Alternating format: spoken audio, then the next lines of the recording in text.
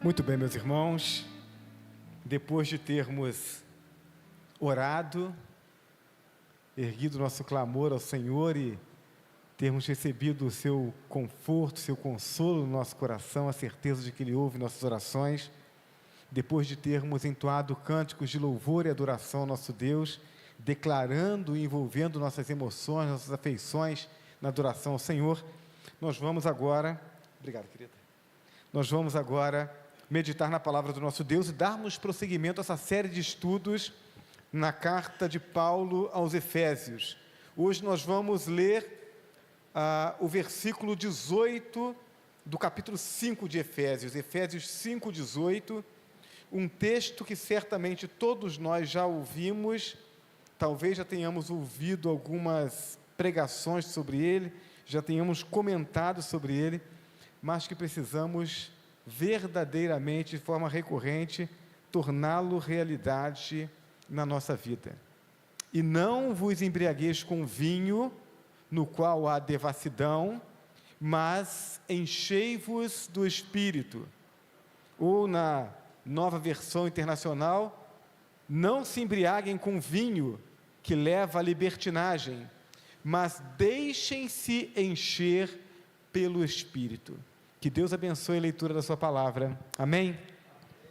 O estudo de hoje trata sobre o último dessa série de 4 argumentos que a gente vem falando, né? Falamos nas últimas 3 quartas-feiras, aliás, isso mesmo, nas últimas 3 quartas-feiras, eu ia comentar que talvez na semana depois do retiro, tivéssemos pulado, mas não pulamos.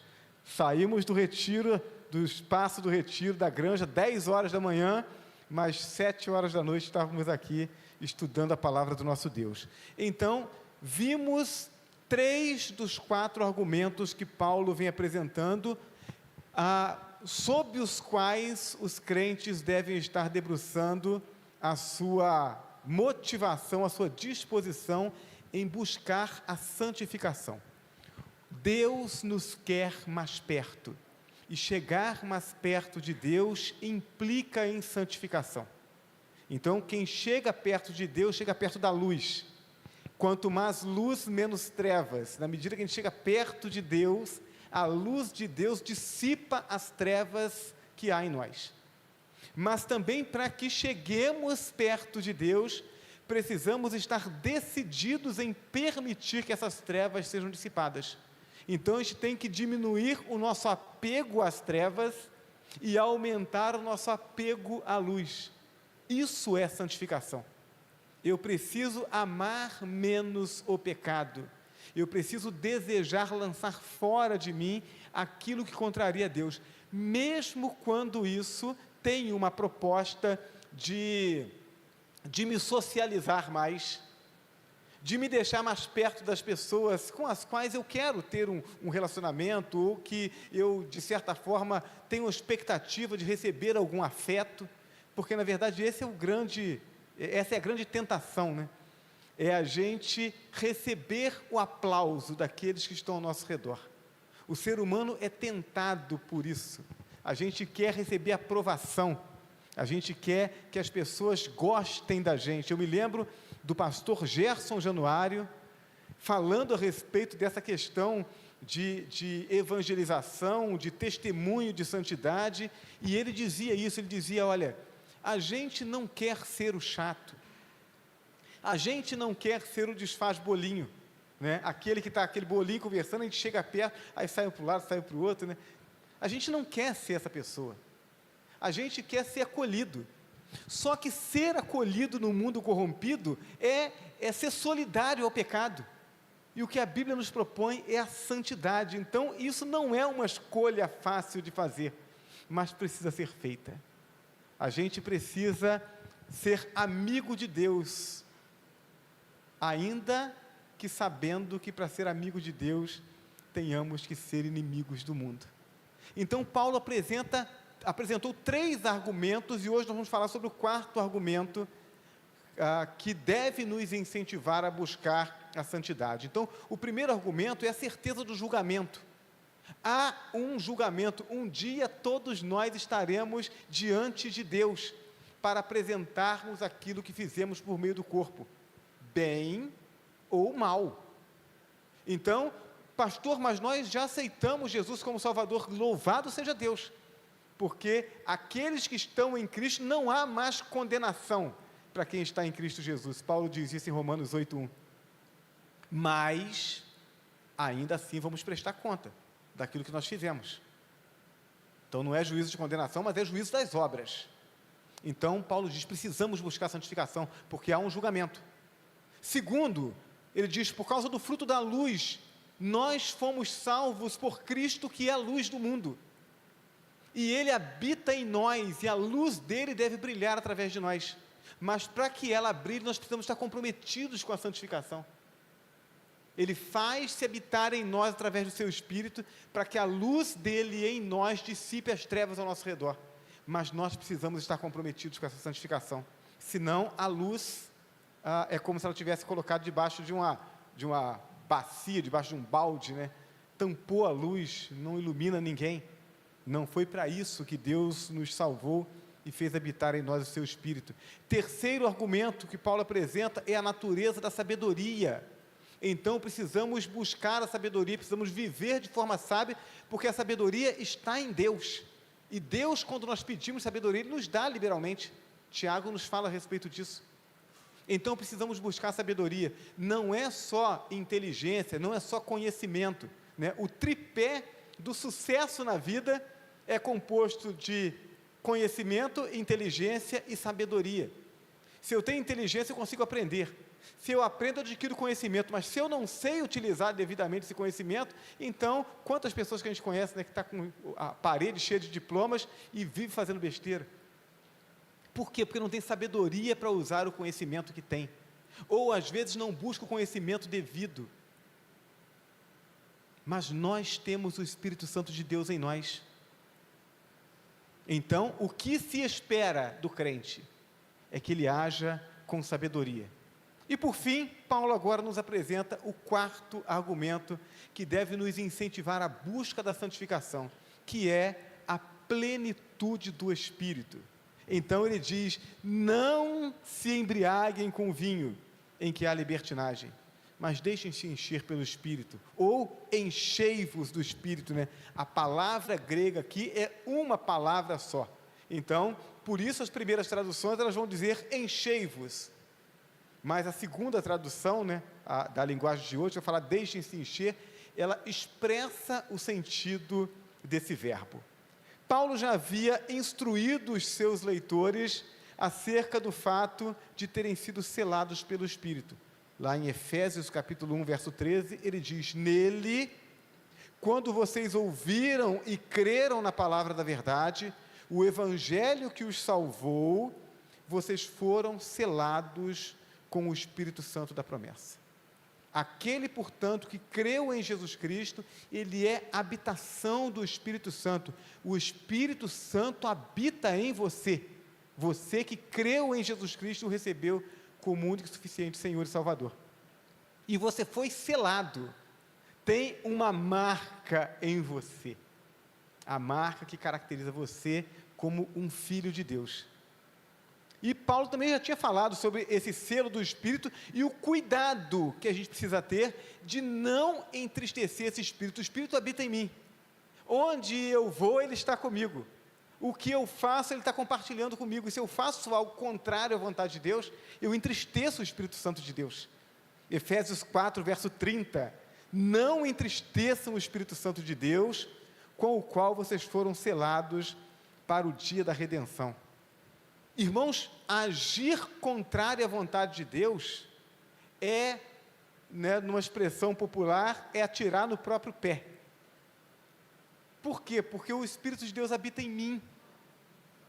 Então, quando eu faço algo que alegra o coração de Deus, e nós sabemos disso, quando nós fazemos escolhas segundo a vontade de Deus, que alegram o coração de Deus, a gente não consegue explicar muito bem esse negócio, mas parece que o peito está cheio de uma alegria, a coisa parece que vai transbordar, a gente não consegue, precisa encontrar alguém para a gente falar, né?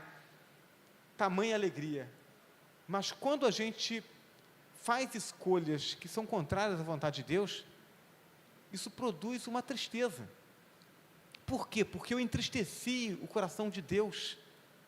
e o Espírito de Deus está em comunhão com o meu espírito. Se ele se entristece, então essa percepção da tristeza do Espírito, ela é comunicada à minha alma e eu fico triste. Eu não quero ficar triste, eu quero ficar alegre. Então eu quero fazer escolhas segundo a vontade de Deus, escolhas que alegrem o coração de Deus e que automaticamente produzem alegria em mim.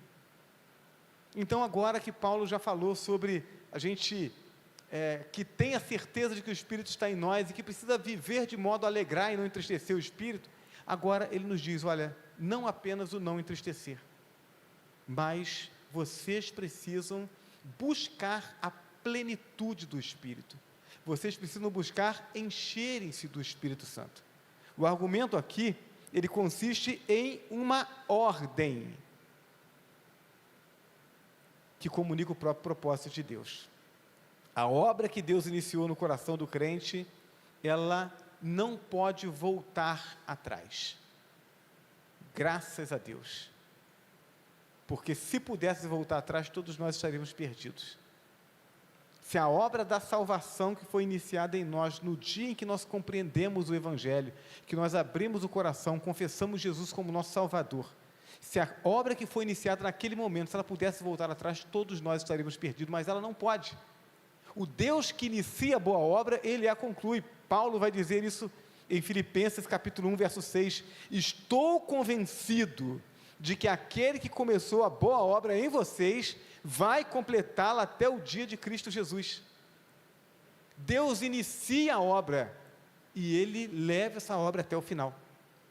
Então,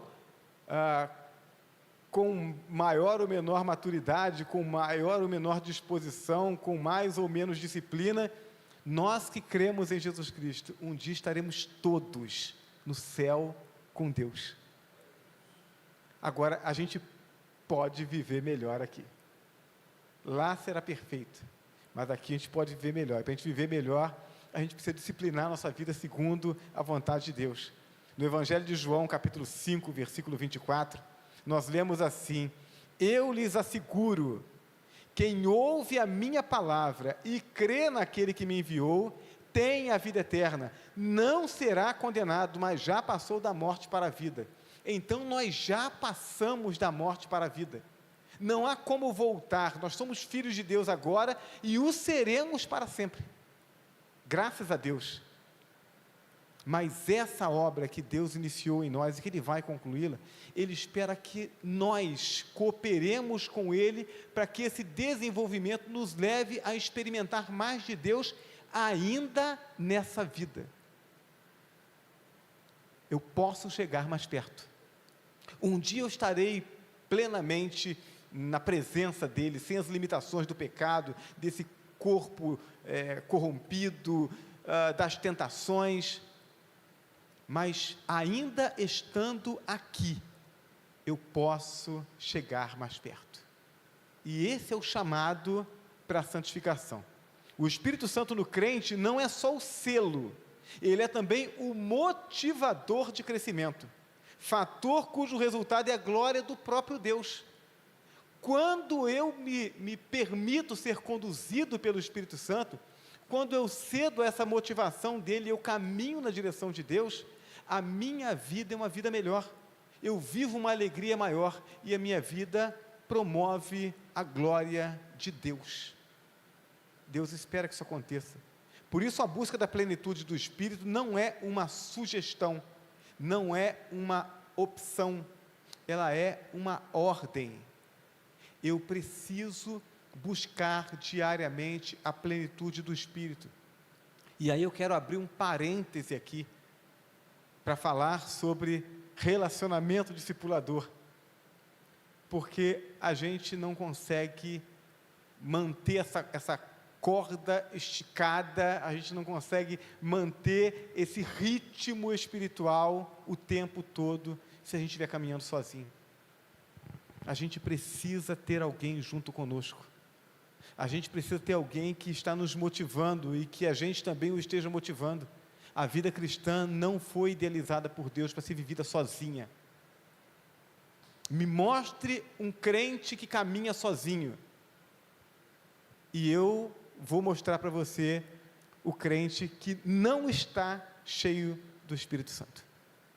Não está vivendo a plenitude do Espírito. Não dá para fazer isso sozinho.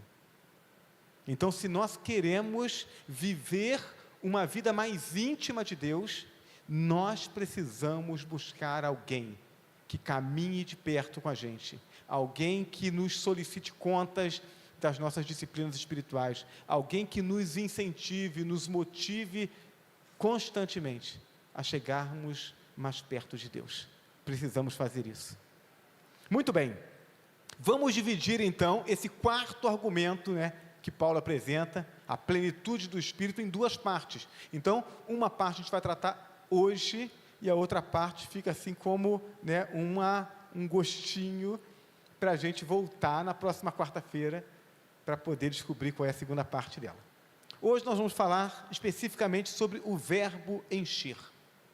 Paulo diz, inspirado pelo Espírito Santo, não se embriaguem com vinho, no qual há contenda, a devassidão, a libertinagem, mas encham-se do Espírito Santo. Esse verbo, ele tem 3 particularidades que fazem com que a mensagem dele seja uma mensagem muito objetiva. A primeira particularidade desse verbo é que esse verbo ele está conjugado no imperativo. Então, na língua grega, o verbo ele tem uma importância muito grande no sentido da frase. Então, esse verbo ele está conjugado no imperativo. O que significa isso? Significa que isso não é uma sugestão, não é um conselho, isso é uma ordem. Então, quando Paulo diz, enchei-vos do Espírito, ele está dizendo, olha, isso não é uma opção, isso não é um conselho, não é uma sugestão. Deus quer que vocês façam isso. Se Deus é Senhor da vida de vocês, vocês precisam obedecer. Trata-se, portanto, de um mandamento do Senhor para todos os crentes, não importando o seu dom, não importando o seu ministério, o seu cargo, a sua função, o tempo de vida cristã que tenha, não importa. Não importa se a pessoa é um pregador da palavra, é um evangelista, ou se é alguém que lida com a projeção da mídia, o som, ou se é alguém que lida na secretaria, o pessoal tem uma mania de classificar.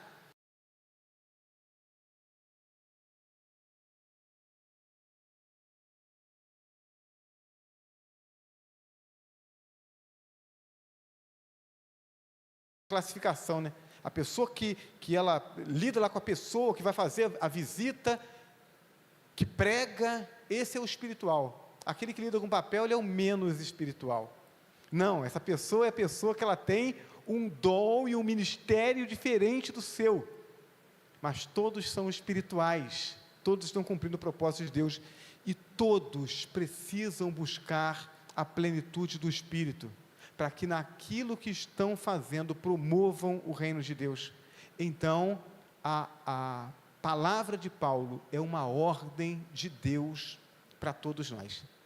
Segunda característica desse verbo é que ele é conjugado na voz passiva. Então, o verbo ele pode ser na voz ativa. Na voz ativa, o sujeito da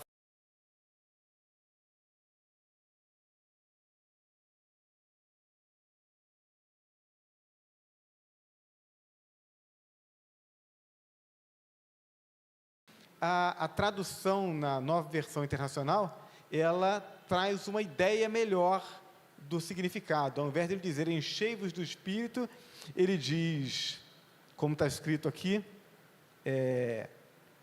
deixem-se encher pelo Espírito.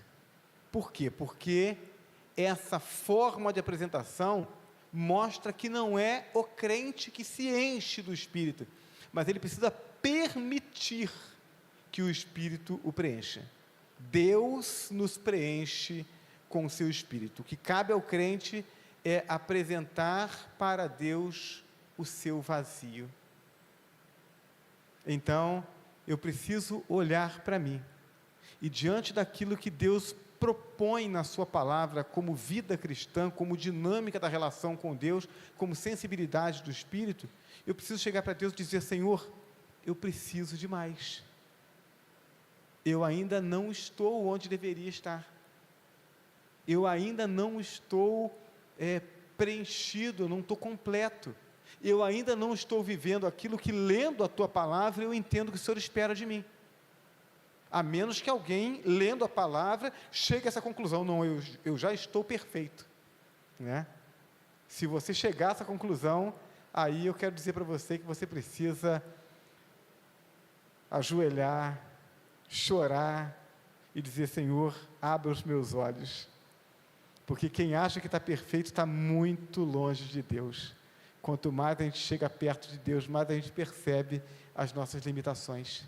A plenitude do Espírito, ela é buscada através de um ato de humildade. Quando eu olho para mim, eu entendo que eu estou aquém daquilo que Deus quer, e isso me incomoda. Se a consciência de que eu não estou onde Deus quer que eu esteja, se isso produz um incômodo, uma tristeza, então isso vai me levar aos pés do Senhor. Isso vai me fazer buscar essa plenitude. Isso vai me fazer buscar estar mais perto. Se não me incomodar, é falta de sensibilidade. Eu estou cauterizado. E eu preciso ainda mais da misericórdia de Deus. O verbo, portanto, é uma ordem. Eu preciso me encher do Espírito, buscar essa plenitude do Espírito, porque Deus quer que seja assim. Eu preciso permitir e mostrar para Deus o meu vazio, a minha insatisfação, o meu descontentamento santo com o fato de não estar onde Deus quer. Por quê? Porque eu preciso sofrer essa ação. Eu preciso abrir o meu coração para que Deus trabalhe em mim. E a terceira e última característica desse verbo é que esse verbo está conjugado no presente contínuo. Ou seja, não é algo que acontece pontualmente. Aceitar a Jesus como Senhor e Salvador é ato único. Eu não preciso aceitá-lo de novo. Eu aceitei Jesus, entreguei meu coração para Ele, e eu nasci de novo pela ação dEle na minha vida. Isso acontece uma única vez. Fui feito filho de Deus, e o sou para sempre. Agora, quando a Bíblia fala sobre essa busca pela plenitude do Espírito, ela está falando sobre algo que deve acontecer continuamente. O verbo está no presente contínuo. Algo que deve ser feito contínua e indefinidamente. Ou seja, eu vou buscar essa plenitude durante todo o tempo que eu viver. Pastor, mas não é possível que a gente não consiga alcançar essa plenitude. Não, você pode alcançar essa plenitude, mas ela não permanece naturalmente. A nossa vida espiritual é como um balde furado, irmãos. Imagina um balde furado, você abre a torneira, e a torneira jorra sobre o balde, e quanto mais o balde enche, mais longe o esguincho vai dos furos. Então, se você coloca os dedinhos ali e tampa os furos, então a torneira consegue encher o balde mais rapidamente. Mas se você tira os dedos dos furos, a água vai. A gente não consegue tampar todos os furos. Tem sempre alguns furinhos. Somos pecadores. Vivemos num mundo mau. A todo tempo estamos sendo tentados, estamos sofrendo essa tentação. A gente precisa constantemente estar tentando tapar esses furos e constantemente permitindo que esse jorrar do Espírito em nós nos preencha. Relaxei um pouquinho, o nível da espiritualidade cai. Então, alguém que esteja pleno do Espírito hoje, pode estar quase vazio daqui a um mês, se ele não se disciplina espiritualmente. Portanto, permitam que o Espírito Santo os preencha, busquem, desejem isso, e façam isso continuamente. continuamente. Essa é a ordem. Precisamos buscar a santidade, porque é uma ordem de Deus. Precisamos buscá-la com humildade, porque é Deus quem faz em nós. E precisamos buscar continuamente, porque senão o nível de espiritualidade cai. E quem sofre somos nós, em primeiro lugar. Depois o reino de Deus, depois a igreja. Me mostre um crente pleno do Espírito, e eu estarei vendo uma igreja sendo ricamente abençoada por essa vida. Me mostre um crente vazio do Espírito, e eu estarei vendo uma igreja sofrendo pela falta da ação, da obra, da operação de Deus através dessa vida, na vida da igreja. Você pode ser mais feliz e pode fazer a igreja mais feliz. Você vai conseguir fazer isso sozinho? Não vai conseguir fazer isso sozinho. Você precisa de alguém caminhando com você. Que o Senhor, portanto, trabalhe isso no nosso coração. A gente vive um tempo em que a gente é incentivado pela nossa cultura a vivermos isolados, a não prestarmos conta para ninguém, a vida é minha. Mas isso não promove a obra de Deus na nossa vida, isso não promove a nossa santificação. Nós precisamos caminhar juntos, nós precisamos investir na vida dos outros, nós precisamos permitir que alguém nos peça contas, que alguém coloque o dedo lá na nossa fraqueza e diz assim: você precisa melhorar nisso daqui. Nós precisamos disso. É isso que nos faz crescer. Reconhecer que somos fracos, reconhecer que não conseguimos sozinhos, que não somos os super-homens, as super-mulheres, que não somos bons de fato, bom é Deus. Quando a gente, numa expressão conhecida, quando a gente calça a sandália da humildade, quando a gente reconhece que a gente precisa do outro, então Deus opera na vida da gente, e a gente cresce. Que haja em nosso coração esse entendimento e esse comprometimento, essa humildade, para que a obra de Deus seja feita de contínuo em nós, e nós possamos experimentar esse preencher, esse encher-se do Espírito, e que isso nos leve a essa busca constante pela santificação, e o resultado seja o fortalecimento da igreja, o impacto da comunidade, das pessoas que lidam conosco, e a glória do nosso Deus com o crescimento do seu reino. Que Deus trabalhe isso em nós, em nosso coração, em nome de Jesus, amém? Vamos colocar de pé e vamos orar ao Senhor. Santo Deus e Pai, nós queremos agradecer ao Senhor, porque momentos como esse, reunidos como igreja do Senhor, lendo e sendo expostos à Tua Palavra, são momentos em que o Teu Espírito mexe conosco, são momentos em que nós somos levados a reconhecer que precisamos fazer algo mais, que precisamos mudar algumas coisas no nosso dia a dia, que precisamos caminhar na Tua direção, que precisamos reconhecer as nossas fraquezas, reconhecer a nossa preguiça muitas vezes, a nossa indisciplina,